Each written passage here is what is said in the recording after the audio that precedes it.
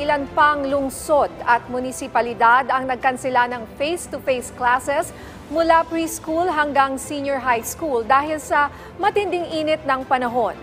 Ayon sa Department of Education, nasa 19 na lungsod at munisipalidad ang nag-shift ngayong araw sa alternative delivery mode tulad ng online classes dahil sa nararanasang kondisyon sa mga classroom.